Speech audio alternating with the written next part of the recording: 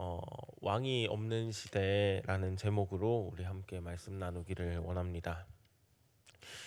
사사기, 룻기 그리고 사무엘 상하서는 이 왕에 관한 이야기입니다.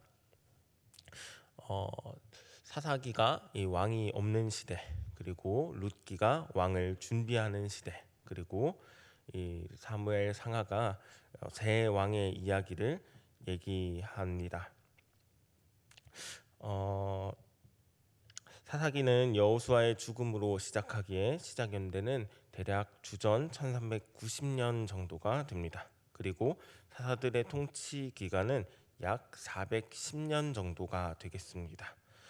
사사기는 여호수아가 죽은 후부터 왕정 시대를 시작하기 전까지 지도자 역할을 했던 12명의 사사, 6명의 대사사, 그리고 6명의 소사사의 행적을 담고 있습니다.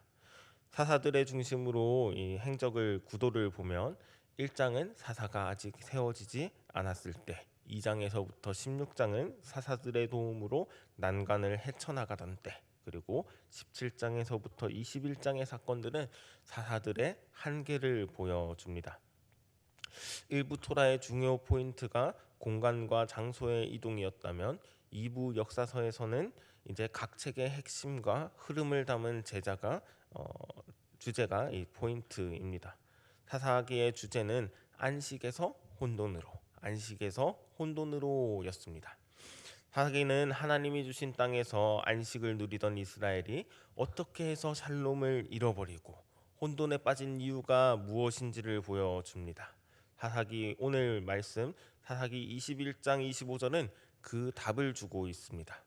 하나님을 왕으로 인정하지 않고 스스로 왕 노릇하려다가 하나님을 우습게 여기고 하나님의 말씀을 가볍게 여기면서 자기의 소견과 소욕대로 그렇게 행하다가 혼돈에 빠진 것입니다.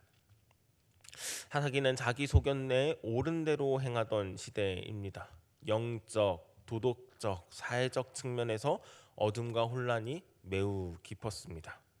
국내적으로는 매우 혼란스러웠고, 종교적으로는 토라에 기초한 순수한 신앙이 없어졌고, 사회적으로는 지파 간 분쟁이 끊이지 않았고, 경제적으로는 주변 민족들의 침략으로 피폐해졌고, 군사적으로는 철제 무기를 무장한 이 블레셋의 위협을 늘 받고 있었던 시대입니다. 총체적인 위기의 시대입니다. 이 위기를 극복하고 짙게 드리운 어둠의 시대를, 이 영적 어둠을 거두어 줄 존재를 바로 왕이라고 생각했습니다. 왕의 부재가 이 모든 혼란을 일으켰다라고 생각했습니다. 그러니까 계속해서 반복되는 말이 왕이 없음으로입니다. 왕의 부재가 이 모든 혼란을 야기했다라고 생각했습니다. 그래서 왕의 출현에 대한 열망이 굉장히 컸습니다. 하나님의 통치를 이 땅에 가지고 오는 사람, 그런 존재가 바로 왕입니다. 그리고 그런 왕을 원했습니다. 사사기 20장에서 결국 같은 민족을 향한 칼이 베냐민 지파를 향해서 뉘어졌습니다. 그리고 이 잘못된 결정이 또 다른 잘못된 결정을 낳습니다. 베냐민 자손이 600명밖에 남지 않아서 멸족 위기에 처했습니다. 이스라엘 자손이 베냐민에게 딸을 아내로 주지 않겠다고 맹세했기 때문에 이제 베냐민 지파에게 줄 여자가 없습니다. 이에 대한 해결책으로 이스라엘은 자기 소견에 옳은 대로 행합니다. 하나님을 왕으로 인정하지 않고 하나님의 말씀을 듣지 않고 하나님의 성품을 반영하지 않았습니다. 자신들의 죄를 인정하고 회개하는 대신에 하나님을 원망하고 탓하면서 자신들의 방식으로 자신들의 맹세와 의리를 지키려 합니다. 하나님의 구원 대신 자기들의 힘과 지혜로 문제를 해결하고자 하는 것이죠. 이스라엘은 이 베냐민 지파의 아내가 없는 이 문제를 총회에 참석하지 않는 야베스 길앗 사람을 진멸하고 처녀만 살려둠으로 해결합니다. 사사시대 사람들이 하나님을 왕으로 두지 않았으므로 자기 눈에 옳은 대로 행했습니다. 베냐민 지파의 멸족을 방지할 이 아내를 찾아주기 위한 프로젝트에 백성들은 야베스 길앗 사람들을 멸족시켜서 아내를 데리고 왔다면 이 백성들의 장로들이 나서는데 장로들의 해결책은 한술 더 뜹니다.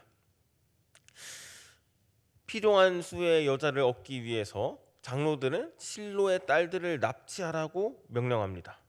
그리고 베냐민 자손은 이런 명령에 순종합니다. 아내를 무력으로 얻은 그들은 다시 자신들의 땅 기업으로 돌아가서 성읍을 재건축하고 건축하고 정착을 하게 됩니다. 사사기의 특징은 한마디로 왕이 없던 시대입니다. 또 다른 말로 하게 되면 기준이 없는 시대입니다. 자기 소견에 옳은 대로 살았다는 말은 기준이 없다는 말과 같습니다. 자기 소견에 옳은 대로 행하던 시대, 하나님을 찾지도 않고 하나님의 말씀대로 살지도 않은 시대, 아무런 생명도 열매도 어떠한 의미 있는 역사도 창조해낼 수 없던, 아니 창조해내지 못하던 시대, 그런 시대에 암울하고 절망의 시대, 그 시대가 바로 사사 시대입니다. 그러나 우리 하나님은 이런 혼돈 속에서도, 이런 절망의 시대에서도 일하고 계십니다. 왕이 있음에도 왕의 모습을 보지 못하고 왕의 성품을 닮아가지 못하는 이 어리석은 백성들을 위해서 인간 왕을 세우실 것입니다. 그리고 그 인간 왕도 한계가 있다는 것을 알기 때문에 직접 왕으로 오실 것입니다. 오늘날에도 마찬가지입니다. 기준이 없는 시대입니다. 기준이 없는 시대에도 왕을 따라가는 사람들이 있고 그 왕을 따라가는 사람들을 통해서 하나님은 일하실 것입니다. 왕이 없는 시대, 왕이 없는 시대처럼 보이지만 왕이 없어 보이는 시대입니다. 왕은 분명히 계십니다.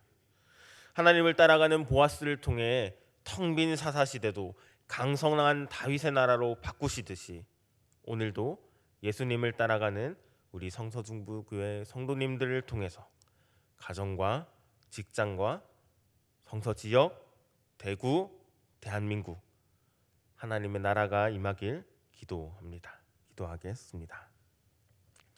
사랑이 많으신 하나님 아버지, 참 감사합니다.